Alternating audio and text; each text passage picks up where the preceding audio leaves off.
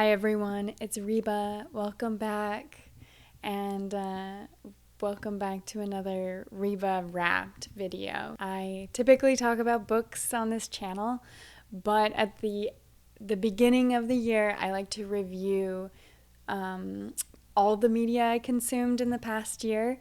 So I've already made a video talking about my top 10 books, and then this video is just going to cover some other things that I hyperfixated on and really loved consuming from 2024. So that includes music artists, that includes movies and TV shows and podcasts. So things I listened to and watched. Yeah, let's get into them. I'm going to go over music first and use the data that Spotify Wrapped so graciously gives us at the end of the year, exposing who I spent the most time listening to last year. Having looked at the list, all of it makes sense. I could definitely see what moods and personalities I was in during 2024. That being said, let's get into it. My first played artist of 2024 was The Last Dinner Party. They're a band from London, and they released an album in, I think, February of 2024. Their first album, it's called Prelude to Ecstasy. And I started listening to it at the beginning of the year, really, really loved it. And then I think it was when I first moved into this apartment, I had to assemble a lot of furniture and install all these shelves. I spent hours and hours putting together this apartment, and the album I had on repeat was their album, Prelude to Ecstasy, looping over and over, top to bottom. Like, I just listened to that album over and over again. So I know why they're my top artist, but it was just great. It felt like very empowering. It's an emotional like album. I spent a lot of time intimately with that album. I think it's great. I think they're super cool. They have this cool kind of like 60s rock vibe, and their aesthetics are great. Their sound is big and expansive, cinematic. There's a whole opening to the album is like just orchestral, and yeah, they have a whole orchestra theme of each of the songs. Anyway, it just feels like very big and beautiful. So I love them. Highly recommend you check them out. But they're super cool. I'm excited to see what's next for them. My second most listened to artist of 2024 was Beyonce, which, like, yes, of course, like I've always loved Beyonce, but what had happened in 2024 was I got married, and our wedding was very like kind of Western leaning or Western themed. And so it only made sense that my bachelorette party was also like Western, but like glammed up and amped up. And so Cowboy Carter kind of became my personality in the planning of and the execution of the bachelorette party. It was quite fun. My third most listened to artist was Tom York, which may seem like a bit of a twist coming after Beyonce, but I promise you it all makes sense. This all makes sense to me in my music taste. I know exactly why Tom York was my third most listened to artist, but I'm going to just leave him here as a bit of foreshadowing for one of my favorite movies in the movie section of this video. The reason why I listened to Tom York was because of a movie that I watched that became one of my favorites from 2024. So stay tuned. Fourth most listened to artist was FKA Twigs, which this is an obvious one for me. She always comes up in my top 5. I think she's the artist I probably listen to most consistently throughout the year. I'm almost always in the mood for her. I think she's amazing. Everything she makes music-wise, I think is fantastic. I have not seen her in The Crow. I don't know. I'm scared to know.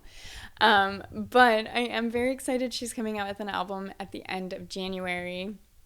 And so far the singles have been amazing. So I'm very excited for the new album to come up. That will likely be my personality for the first part of the year. And my final and fifth most played artist of 2024 was Charlie XCX, which comes as no surprise. Although it was Cowboy Carter summer for me, it was also Brat summer. The next category is podcast. And in 2024, I didn't listen to a huge variety of podcasts like I did in 2023. But there was one podcast that I think I listened to more than any others, and that was the Philosophize This podcast. I've spent hours listening to it, and I think it's great, and I would recommend it to anyone who's interested in learning more about philosophers, like knowing certain philosophers, just knowing about them, different philosophical movements and thinkers. The podcast Philosophize This is created and hosted by Stephen West, and he started it in about 2013. If you start from the very beginning and just go through the podcasts in chronological order, you'll get introduced to like the main philosophers or philosophical movements, starting from like the earliest recorded onward. And so that's how I've been listening to it. I've just started at the top and gone through. It's a non-pretentious, it's not bro-y or like, I don't know, it's a very approachable podcast about philosophy, I think, in my opinion, for someone like me who just kind of wants to know more. For me, like when I read and either a philosopher or a type of philosophy is referenced, I'm always wishing I had more knowledge. I didn't study it in college. I had like a few courses that touched on, some of the big names and Plato and Aristotle, and there's obviously some concepts that I understand, but I wanted to know more and spend more time learning about philosophy. And I think this podcast does a great job. Stephen West is like this. His personality is great. He's like a very charmingly dorky professor who just loves talking about philosophy. And so rather than it feeling pretentious, it feels like just this like celebration of curiosity. And he's just makes this out of like passion, really. He could be like a professor, but he loves making the podcast so that everybody has access to learning about philosophy, which I think is very cool. I think it's great, and I'd recommend starting from the top and going through it. If you want to have those introductions, he definitely keeps it high enough level so that there's so much more, like points you in the right direction if you wanted to learn more about a certain school of thought or a certain philosopher. Kind of sets you up to get curious and to think, and I don't know, it's been a great companion podcast for me during the year. Besides that, I really didn't listen to a lot of new podcasts. A couple of favorites from last year were just continued to be in rotation. That would be You're Wrong About and You Are Good, both podcasts created by Sarah Marshall. You're Wrong About covers people, events, and topics that have been misremembered or maligned by the media or just forgotten to history, lost to history, and brings those topics back up and discusses them in a new light. I learn more every time I listen to it. And then You're Wrong About is a movie podcast that is hosted by Sarah Marshall and her co-host Alex Steed, and they discuss movies and the feelings that those movies bring up. They usually have guests on, and they're watching all different sorts of movies. Their guests come to them with like favorite movies from their childhood, and or just movies that they've just loved, and they always pull a wonderful conversation out of the movie. So it's a great one. And finally, I'm also going to plug another favorite from 2023, which I listened to just as much this past year, which is Too Scary Didn't Watch. It is another movie podcast, but this one's centered on horror movies. It's a group of friends, Sammy, who watches scary movies, and then Emily and Henley, who are too scared to watch scary movies. They sit down together, and Sammy will tell them the plot of a scary movie beat by beat, and because the Emily and Henley want to hear about them even if they're too scared to watch it for themselves. So it's fun, it's cute, it's like feels like hanging out with a group of friends. I particularly like listening to the episodes of movies that I've already seen. It's really fun to hear them retold. My next category of favorites is movies, and the first movie I want to shout out is Party Girl, because when I watched this, I felt like, is this me? This feels like me, and not in a one-to-one autobiographical sense, more in an energetic, possibly aspirational sense. I just saw it and thought, where has this been?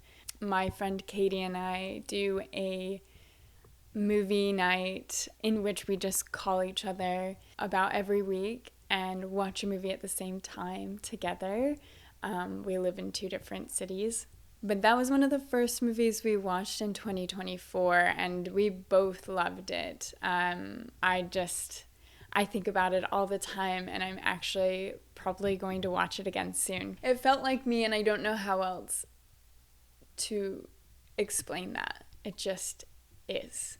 But it's about a girl named Mary, who's played by the wonderful Parker Posey, and she's a New York City party girl. She just spends her days hosting parties, going to parties, but then gets a job in a library, and that job later opens her mind to a world of possibilities when there comes a point where she feels like she needs to get her life together in a different way. It's messy and it's chaotic. It's like a romp, and it's so much fun. I loved it. It's just perfect. The library-ness of it all, I think the book girlies watching will love it just for that.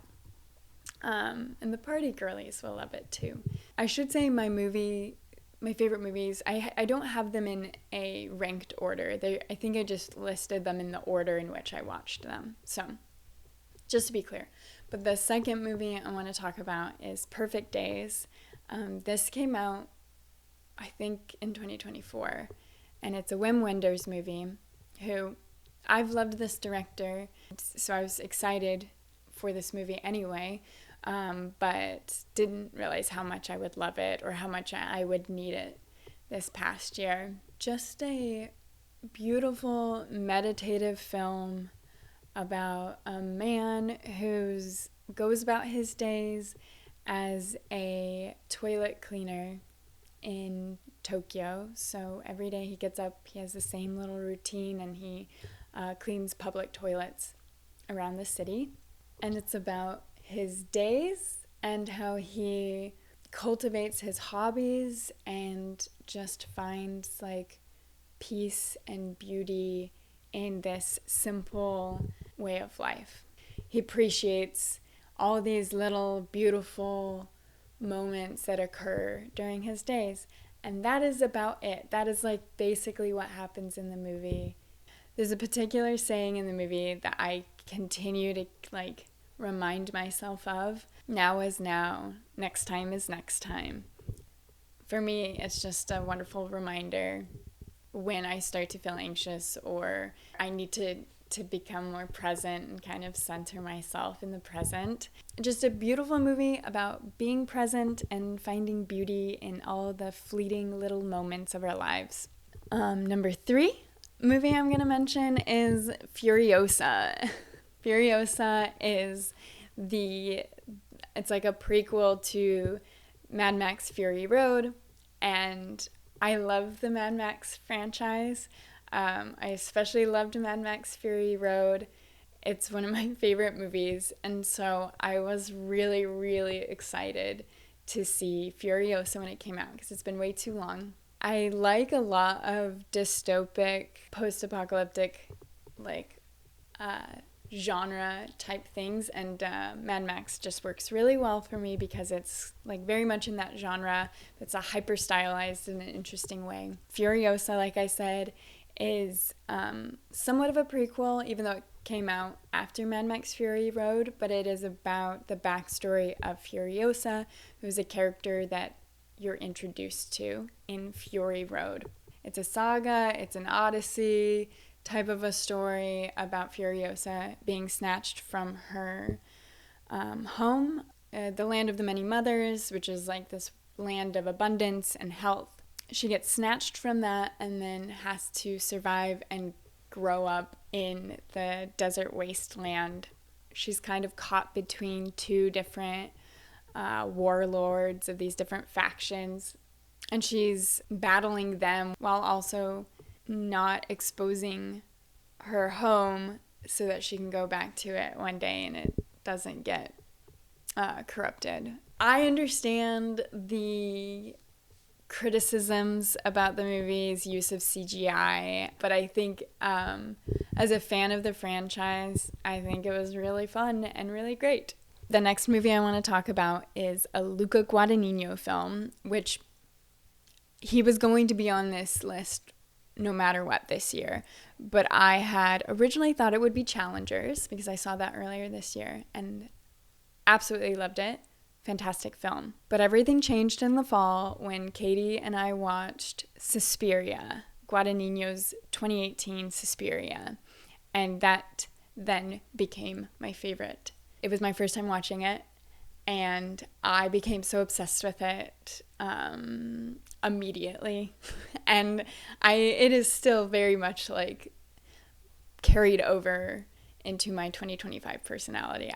I'm still very much obsessed with it. It is a film inspired by the 1977, I think, 1970s version of the movie, also called Suspiria, which I have not watched that one yet. I will. I'm just not over this 2018 one yet, so I will get to it at some point. But anyway, it's about a dance troupe in 1970s Berlin, and the faculty of this dance troupe has been suspected of performing witchcraft. It's grotesque, it's visually beautiful. I was entranced by both the performances and the production design. And this movie is the reason why Tom York was in my top 5 most listened to artists of the year, because he did the score for the movie, and it is stunning. And I listened to certain tracks. I wouldn't say I'm like casually listening to the entire score.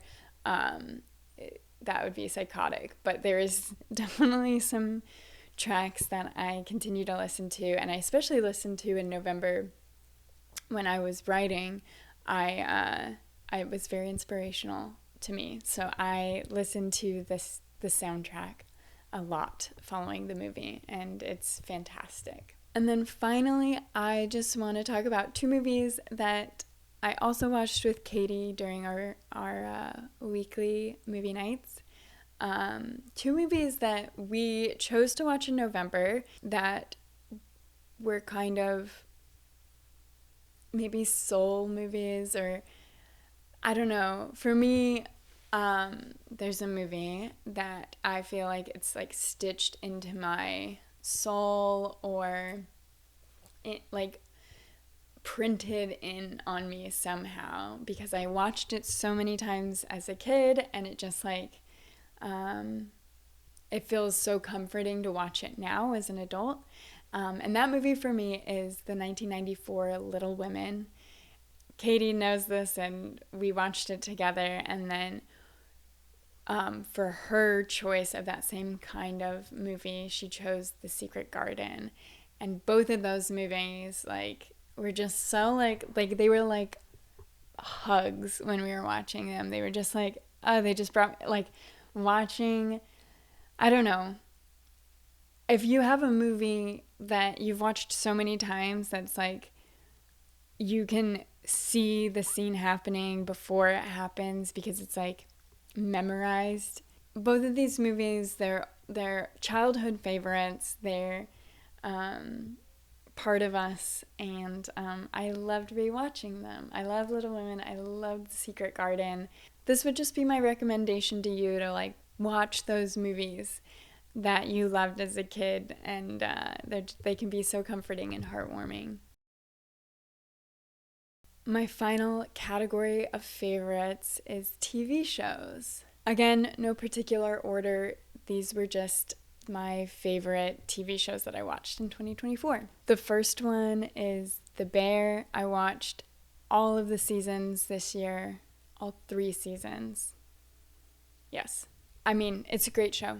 It's won tons of awards. People love it. The reason why I love it is I think it's incredibly well written, and I love the character explorations in the show. It's about a Michelin star chef that takes over his his brother's sandwich shop in Chicago. Like I said, great writing, great directing too, and all of the characters are just fantastic. The actors' performances are so good, so believable. Yeah, the character complexities and like the humanness of everybody. The storytelling is just fantastic on that level, and I've loved every single season. I think it's just such a well created show. It's fantastic. It's worth the hype. 2 of my other favorite shows happened to be animes last year. One of them being Frieren, Beyond Journey's End. And this was just like a sweet, cozy fantasy anime. It takes place in traditional, like, when I think of fantasy, kind of fantasy realm. There's dwarves and elves and different monsters and stuff. But it's about an elf who is part of a party of heroes that went on a big journey, and the story begins after their journey is over, after that big hero's journey has been completed. And so it's not about this big epic story, it's about what happens afterwards. And it actually turns out to be more of a philosophical journey than like a big epic battle, because Frieren, who's an elf, lives thousands of years longer than her human friends. So to her, 10 years, 50 years is a fleeting amount of time. The show follows her as she's going around exploring the world and collecting books and spells. For me, I found this extremely endearing. But yeah, she would spend years reading if she got the opportunity. The story mostly follows her as she mentors another young mage and this young warrior that teams up with them. They have tasks and little adventures that they go on, but throughout it, what she experiences reminds her of her past, and she continually thinks about one of her friends. She realizes she experienced some grief about losing him and wishing she had spent more time or had realized how special the 10 years that they had together were. It ends up being very relatable and comforting and cozy. I'd recommend it if you like anime and want to watch a cute little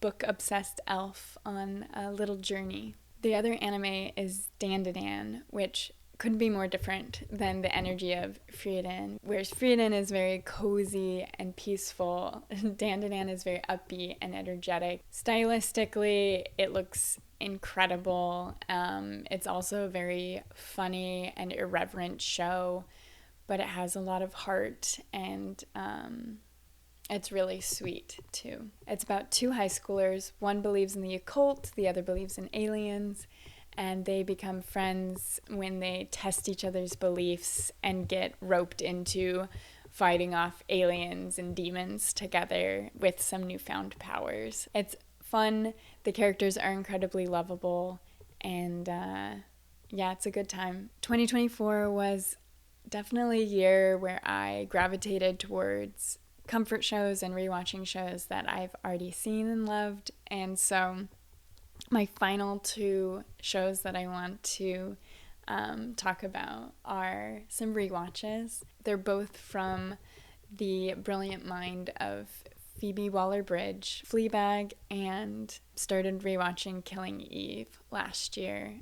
Both shows that I've loved in the past. Fleabag is fantastic, and it's just like one of the best written shows I've ever seen. But yeah, it's at its face is a comedy, but there's actually a lot of depth and sadness at the core of it, because it's about a person masking her grief and her pain with humor and self-destructive behavior. So there's a lot going on, but it's a fantastic show.